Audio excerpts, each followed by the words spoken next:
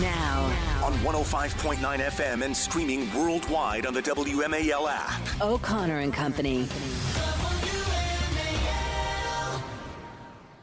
5:06 on this Friday morning in the nation's capital. Thanks for tuning in here to O'Connor and Company. It's America's morning show, don't you know? Speaking of which, in America, Terre Haute, Indiana. Doesn't get more middle America than that, right? Terre Haute, Indiana. Terre Haute, Indiana. Terre Haute.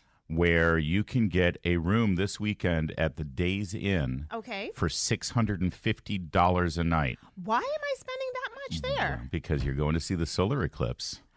Terre Haute, Indiana is right in the path. It's amazing. Yeah. I saw a map. Somebody did a map showing all of the occupancies of Airbnbs in America. Oh, man. And it shows that basically the exact path of the solar eclipse over this country. Pretty cool stuff. That's Monday, of course. This is your weekend to go make your plans. Although, honestly, with those prices, I think you're better off going to the Caribbean or something. Exactly. You can't even look at the eclipse. What are we doing here? Coming up later this morning at 6:35, Mark Morano from Climate Depot. 7:05, Derek Anderson, former Green Beret, running for Virginia 7. 7:35, Al Corby is going to talk about building a bunker and why is Mark Zuckerberg doing it. 8:05, our friend Billboard Chris will join us on some developments on children, studies on children and transgender issues. And then at 8:35, our friend Nick Minnock of Channel 7 has a couple of updates on taxes out in Loudoun County. And also one of his reports is up for a big award. We want to tell him about terrific. That, too. Well, I think he already knows about it, but we'll talk to him about it. I'm Larry O'Connor. You, of course, are Patrice Onwuka. Happy Friday, everybody. Happy Friday, indeed. Yes. We've made it. All right, so the solar eclipse is kind of fascinating, actually, in terms of everybody's sort of... Have you ever seen this? Well, first of all, no one's seen a solar eclipse because you're not supposed to look at it. Not directly, without the glasses. Right. Have you experienced a solar eclipse before? I think so, but it's probably been a long time. Yeah. I have experienced a solar eclipse before. Here's what happens. Everyone goes out on the sidewalk. It starts to get dark in the middle of the day, and then it starts to get light again. So it's pretty quick. No, I mean, it takes 20 minutes maybe for the whole darkness thing to happen. But it's like... Is it ominous, though? Are you like, well, is Jesus coming back right now? No, because we know it's a solar eclipse. Yeah, and everyone's but still, told us it's a solar eclipse. But do people worry that something there could be an there end of are the world always possibility? people who connect Armageddon-like events to basic, geospherical, astronomical events. No, that's not it. Everyone's like, oh, this is cool. It hardly ever happens. And yet, since you can't actually look at it, it's like later in the day, you will be able to see the solar eclipse through special cameras and lenses that have been set up in the safety of your own home without any danger of hurting yourself. And you don't look like an idiot standing on the sidewalk saying, oh, yeah, exactly. I don't understand what we're experiencing here. And I know your special glasses, but what are you actually seeing? I don't know. I don't get it. I don't get the hype, but boy, oh boy, are people going nuts about it. Well, like I said, the hotel rooms, Terre Haute, Indiana. I think it's price gouging thanks to Biden economics, though. Bidenomics. Yeah. Well, interestingly, my 5-year-old came home from school with a packet. One of the dads in his classroom works for NASA. Yeah. And so did a presentation, gave them the glasses. We now have a map, so we see exactly where in the United States we can track it. There's some information about it. He's all excited. He's sitting in our bedroom last night. He's like, Mom, look at this. He pulls out his glasses. He's wearing the glasses. And my heart is melting just because he's so excited over it. I really don't care. That very is much. exciting. If those glasses make it to Monday without breaking, it'll be a miracle. If it makes it to tomorrow, that's right. Breaking. Put them up on a shelf somewhere. If it inspires your child to want to be a rocket scientist, great. That's wonderful. Some value there. Maybe I've been around a little too long. Maybe I'm too cynical. A little. I guess I am. I don't know. I just don't. It's like back in the old Greek days when you didn't have television or streaming video or the social media. You didn't have much to do. You didn't even have books yet, for crying out loud. So what did you do? You looked up at the stars. You looked at the sun, and that was your entertainment. But it had so much more. Something like this had so much more meaning then, right? Because they lived for centuries, millennia. People lived by astrology. Sure, it had fake skies. meaning. It didn't have actual meaning. Well, I mean, it's they made up a meaning to connect to it. It gave people hope or trepidation or fear about what was going to happen. We've moved on from the pagan Greek days, I think. We don't need to live by those myths anymore. That's true. But it also speaks to the fact that we are just a very small, tiny marble in the universe. And that there are so many things that we have zero control over, that we cannot touch, we can only experience at best and wonder how it all happened. And for those people who believe that God created everything, then you tie it back to your faith in some way. Your valiant, heroic efforts to actually find some sort of inspirational thing. The moon is passing between the earth and the sun. It's mathematics. It happens every so often, and it's going to happen this Monday, and I hope you all enjoy it in your own special way. But don't look directly with your eyes. Don't use your eyes. Use Patrice's child's glasses. We'll let you borrow them. Don't spend $700 on a Days Inn in Terre Haute, Indiana. For the Airbnb owners, absolutely do come and stay. They are cleaning up. It is an amazing, the whole, you see a map of the United States, the red county, blue county sort of map that shows how people voted. Well, imagine the entire red is let's say a green dot on the United States is vacancies at the Airbnb. Yeah. And a red dot shows no vacancies available, like all booked up. And it is a stripe going right from Texas, the Southwest, going all the way straight up to New England in the exact same path that the solar eclipse is going. It's remarkable. Now, Americans are amazing. Here's the issue. When do you leave if you're driving out? Because the worst thing that could happen is you think, I'm going to wait until all the traffic has died down. And then you end up in traffic and you never get to your $600 Airbnb. Yeah. And you end up just watching the eclipse from your car the highway. And that's what these people are going to do. Traffic. They're going to pull over or they're going to screw up traffic and they're going to get out of their car and stand on the shoulder and stare at the dang thing. And it's like, you're looking at the sun. You could go back home and do that. By the way, the FAA is saying that there could be delays over the course of the next several days, starting today, really, because of all of the travel, all of the people heading to these 13 states that's going to show the solar eclipse. So and get ready for that. And a possible uptick of fatal car crashes. So please, folks, be careful. Yeah. Stay home. Thank you. Amazon, I'm sure we could go on Amazon right now, get some glasses for there's probably surge pricing right now. But stay at home and watch it or wait till there's videos in the evening news. It was 7 years ago when we had our last solar eclipse. Okay. And the next one is in 20 years from now. 2044. 2044. Yeah. So there you go. You know what? Maybe in 20 years I'll be excited about it because I'll know it's probably the last one I'm going to see, and then I'll get into it. And then I'll go stay in Terre Haute, Indiana, for $700 a night. Well, yeah, because at that point you're just trying to burn through your cash, unless you're really trying to unless you're really trying to hold on to those pennies for the kids. You're just burning through it. No, honestly, 20 years from now, if the kids aren't making it on their own and they're still relying on money, I've done something wrong. It's 5 WMAL. Making sense of the news. Live from the Home Paramount Pest Control Studios. Home Paramount, the leader in pest control since 1939. Later this morning on the Chris Plante Show, Alan Dershowitz says Fannie Willis committed the worst crimes I've ever seen prosecutors commit. But will anyone care? 9 a.m. on WMAL. Honestly, if people are excited about this, but I hate to be a killjoy. I love science nerds who get so thrilled about this and everything. Of all the things, that, like a comet I can get, that's pretty cool. Because it might hit us. Yeah, I've seen that movie. Yeah. That doesn't end well. No. So, anyway.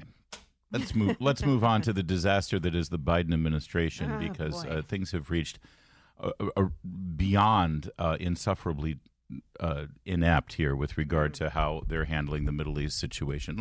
Their statements yesterday about Israel are so enraging for anybody who actually has some level of moral understanding and moral compass on what's going on here. Can I just remind everybody that as of October 6th, Hamas called their own shots in Gaza. Israel left them alone. And as long as Hamas left Israel alone, everything was fine. Yeah. Do your thing, whatever.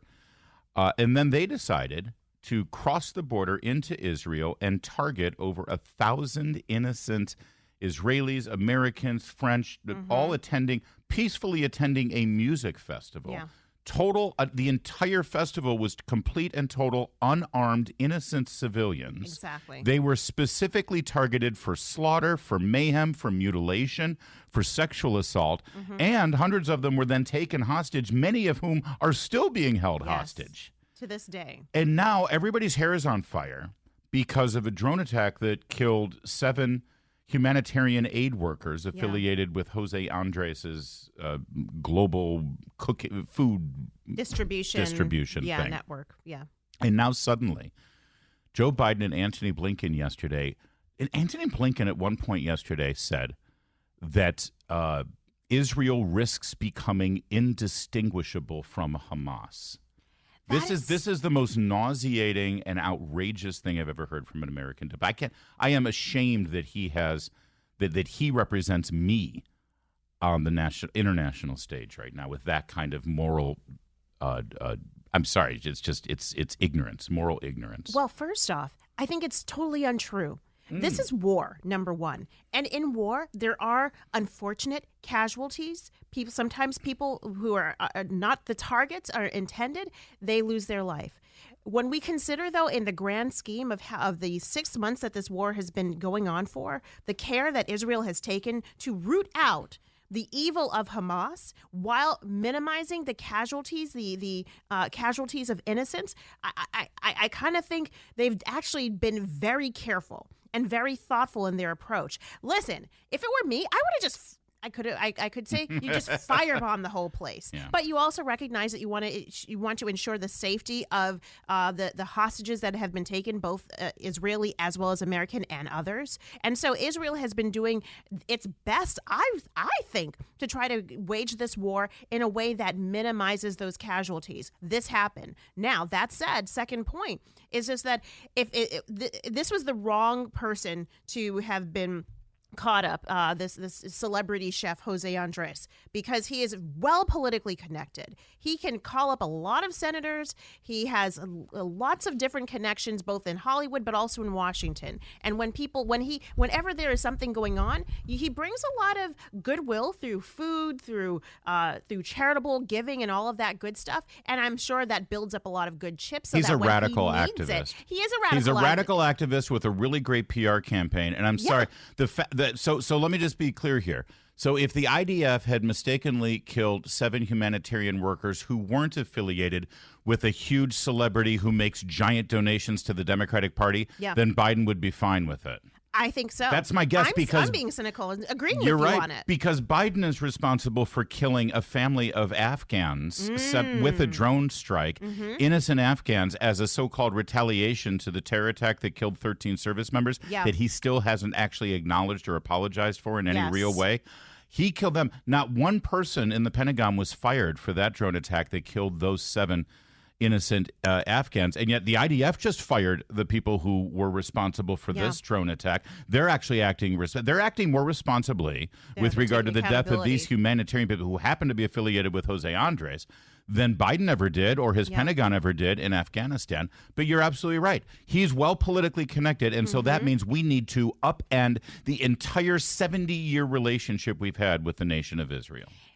Unfortunately, that's where the Biden administration is coming from. Yeah. They're looking at Michigan. They're looking at the youth vote and thinking, okay, well, this is an opportunity. And hey, another point of us being cynical, this is a great opportunity for them to be able to pivot from a policy standpoint and start to say, okay, this gives us an opportunity to be tougher on Israel, or at least seem like we're tougher on Israel, and call for either the ceasefire or call for whatever the president and Antony Blinken called for. And I'm sure we're going to get to it, but this was a political opportunity. That's right. They've been looking for an excuse to throw Israel under the bus so they can appease the radicals in Michigan.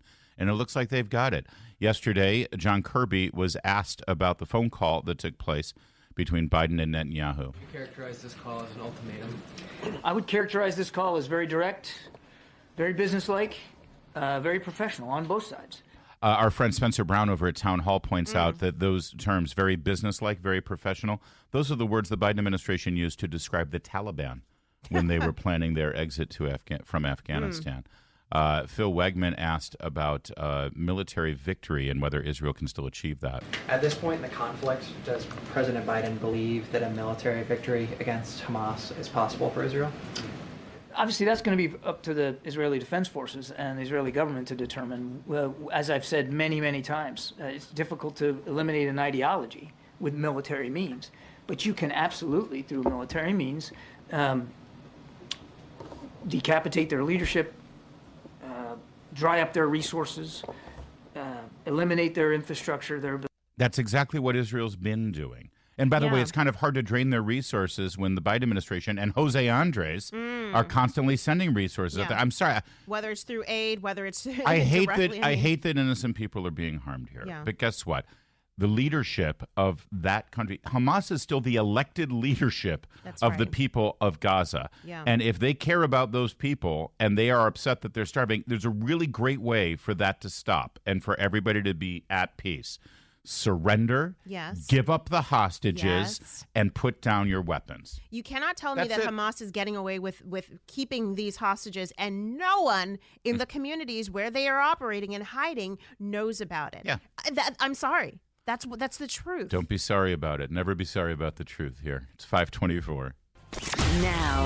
On 105.9 FM and streaming worldwide on the WMAL app. O'Connor and Company. It's now 5:36 on this Friday morning. Thanks for joining us. Coming up at 6:35, Mark Morano of Climate Depot. 7:05, Derek Anderson running for Congress in Virginia. 7:35, Al Corby will tell you how to make a bunker that even Mark Zuckerberg would hang out in. 8:05, Chris Elston on the latest on transgender children issues. And then at 8:35, Nick Minnock, Channel 7, transgender. I meant children who are being put through gender transition, pharmaceutical, and surgical procedures. To turn them into lifelong Frankensteins. Man, that seems to be sort of the end result here. But there's good news in terms of what some medical studies are showing now with regard to not only the pharmaceuticals and the long-term effects. And governments are now starting to say, maybe this isn't the best idea. Yeah. Maybe we shouldn't experiment like this on our children. Get more science, get more information. I'm Larry O'Connor. You, I believe, you're Patrice Onwuka, aren't you? I am she. Do people call you Patty? No, only one person does. It's my mom. Well, that counts. No, I'm just saying no one else calls me Patty. Can I start calling you Patty? No, that's just from my mom. All right. Well, I am not your mom. I know that. That's why you can't call me Patty. All right. Okay, Patty. I'll stop. Thank you. All right, we have an update on the Baltimore Bridge, the Francis Scott Key Bridge, by the way. We should continue to refer to it, force them to try to change the name. That's what I've been thinking. They keep saying Baltimore Bridge, Baltimore Bridge. Call it what it is. It's the Francis Scott Key Bridge. What a great opportunity, though, for the woke warriors to gonna. come riding out on their... Yeah. What do they ride on? Not horses.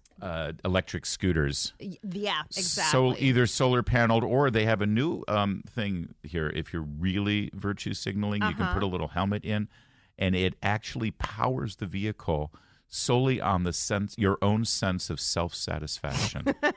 It's a very powerful energy source coming out of their virtue. Speaking of which, the woke commander-in-chief, Joe Biden, is going to be heading up to Baltimore today. Yes. He's going to visit the site because that'll make all the difference in the world. How long did it take him to go to East Palestine, Ohio for that chemical spill? It was about a year. Yeah. Well, listen, this bridge means a lot to him. He used to ride Amtrak across that bridge going home. Oh, no, wait. That was a lie he told because this bridge doesn't have any Amtrak tracks. Exactly. But he said it, so, he's also going to visit the families of the 6 construction workers who died.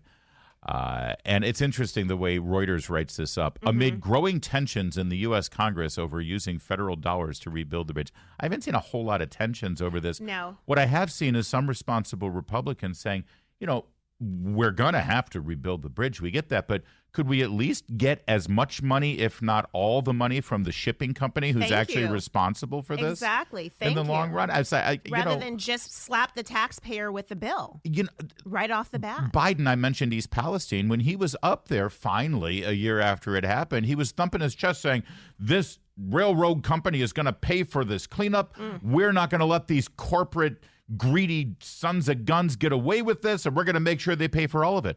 Why isn't he saying that about the Singapore Dutch Chinese conglomerate that owns the shipping company that did the exact same thing? Suddenly, this corporation is never even named. They get away scot-free. Yeah, it's the irony here. There's so many ironies, but why is it that he's willing to, jog up the road to Baltimore? Yeah. Perhaps it's because there is a Senate race in Maryland, and perhaps because the Democratic candidate contenders are still far behind the Republican likely contender. Well, maybe I'm just being a little cynical today too, but I think that's what this is all about. Mr. Reach Across the Aisle bipartisan, I love working with Republicans. We'll be joined by Maryland Governor Democrat Westmore, Baltimore Mayor Democrat Brandon Scott, local Congressman Democrat Kwesi Mfume, and Senators Democrat Ben Cardin and Democrat Chris Van Hollen. So this whole photo op today is political, and it's all about the Democrats.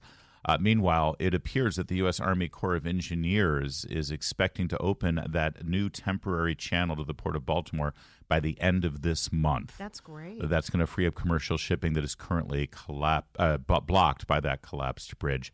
And the access should be restored to full capacity by the end of May. That's, I think, a little ahead of what was originally projected. So in terms of the harbor traffic, by the end of May, it should be relatively back to normal, although it will be disrupted when the actual reconstruction begins, obviously. Sure. The traffic restoration, though, I mean, they're saying 7 years right now. I think it'll be more like 10. You think it's going to be a decade before the way these projects end up going, and they go over budget, and they go over, and I don't see any. Usually when you have a disaster like this, as we saw in Florida, where so many bridges were knocked out by the hurricane, the governor went in and said, this is priority number one. We got to get this done. We're going to blow through the red tape. We're just going to have it happen because we got to get people back to normal. I don't see that kind of sense of urgency right now from the politicians who are calling the shots. We'll see. I could be wrong. I hope I'm wrong. Yeah. I hope I'm wrong. But. Well, and let's see. I'm pretty sure union labor is going to be a part of this discussion because environmental. But the union issue is interesting because if those workers were not unionized and we don't know. I don't know if we know their immigration status, but that whole idea of who's going to be rebuilding the bridge, all of those political union labor type discussions, and then to hope for a scaling back of the regulatory process and the fast tracking of permitting and all that. I don't see that happening in Maryland. It's going to be a completely illegal immigrant workforce that builds it. After all, Patrice, illegal immigrants built this nation. Oh, that's why we're bringing them in at the southern border, right? That's right. It's 543. Apparently, people who are interested in purchasing a Ford F-150 pickup truck. Okay. Does your husband is he a pickup truck kind of guy? He would like to be. He's definitely still an SUV guy. But I think he would get one of these days. I know people who like their pickups. Yeah. And you either love your Ford F-150 loves his or you like your Dodge Ram, or you like your, well, I guess some people like Chevys as well, I suppose. But if you're in the market for a truck like that, you want a pickup. There's a couple of things that you want. You want to make sure that it's got the long haul capabilities. It's got you can put a lot of weight in it. It can tow things like that. But also when you press on the accelerator, bingo, you want to hear that because you want to know you can pull like an elephant if you need to. That's right. You don't want to press the accelerator and hear. Because that's what it sounds like when you're driving the Ford F-150 Lightning, which is the electric version of that. Yikes. If any of you out there actually have a electric F-150, a Lightning, I suggest you hang on to it because I think it's going to be a collector's item. It's probably going to be worth a lot more than you paid for it because as of yesterday, Ford is now going to be, well, what's the word they use? Delaying production of their electric vehicle line. Israeli War Cabinet Minister called for Israel to hold early elections. That's Israel. Sorry, guys. Here we go. Israeli War Cabinet Minister called that's for... definitely the wrong cut. We'll get that cut in a minute of the EVS, the Ford EVS, EVs, announcement yesterday. But you'll remember earlier in the week, the Secretary of Transportation talked about all you idiots who don't want to get an electric Ford pickup. Let's be clear that the automotive sector is moving toward EVs, and we can't pretend otherwise. Sometimes when these debates happen, I feel like it's the early 2000s, and I'm talking to some people who think that we can just have landline phones forever. That smug little jerk. That's so... I won't call names, but come on now. We have landlines. There's nothing wrong with a landline. And number two, people embrace cell phones because they worked and you liked it and you could afford it. And they're more convenient to give you more freedom than a landline. It's that. Does he think that the government forced cell phones onto the marketplace? They gave financial incentives for mobile phones that in some way created the demand by ending the use of landlines? Apparently. It's an absolute moron, which is all the things they're doing with the electric vehicles. But it ain't working. Here's the announcement from Ford. Yesterday, they've announced that they are delaying the production of the all-electric SUV and pickup truck. Instead, they're moving more toward a hybrid model. Hybrid model. Kamala Harris, by the way, was speaking about this. She said something very interesting. I want you to hear what she had to say. When President Biden and I first ran for office, folks told us we have to take on the climate crisis, and we have to also lower monthly energy bills. Okay, first of all... Wait. I want to know who the folks are that were telling them that. I can understand the climate... I don't want to call them nutcases, pushing for the EV stuff, but energy bills were not high. Right. Inflation was not high. It was not even a thing for most people. Folks told us that we need to move toward a green... well, here, let me just hear it again. We got to do something about the climate crisis, and we need to lower energy costs. When President Biden and I first ran for office, folks told us we have to take on the climate crisis, and we have to also lower monthly energy bills. All right, whoever those folks are, I'd love to. Can we just Kamala's say imaginary friends. I see her Pinocchio nose getting longer and longer. Well, just to check in on how that plan is going, they've allocated billions and billions of dollars to create a network of EV chargers. Mm-hmm. So far, they have built 9.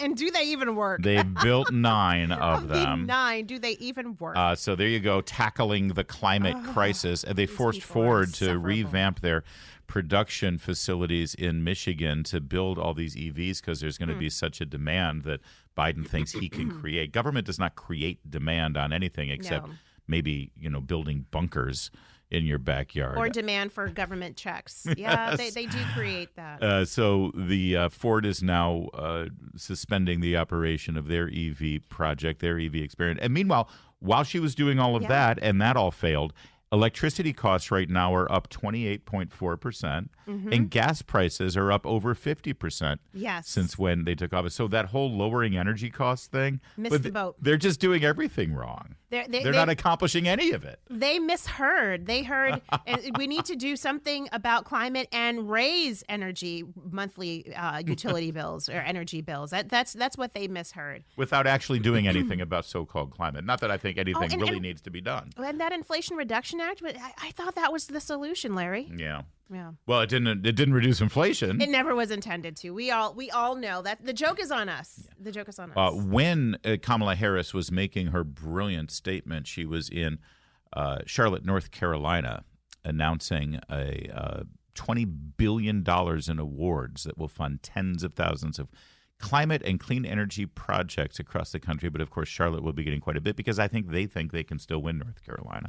That's what this is about. That's why she was there, and that's why she was making that announcement. I feel like it's the early 2000s, and I'm talking to some people who think that we can just have landline phones forever.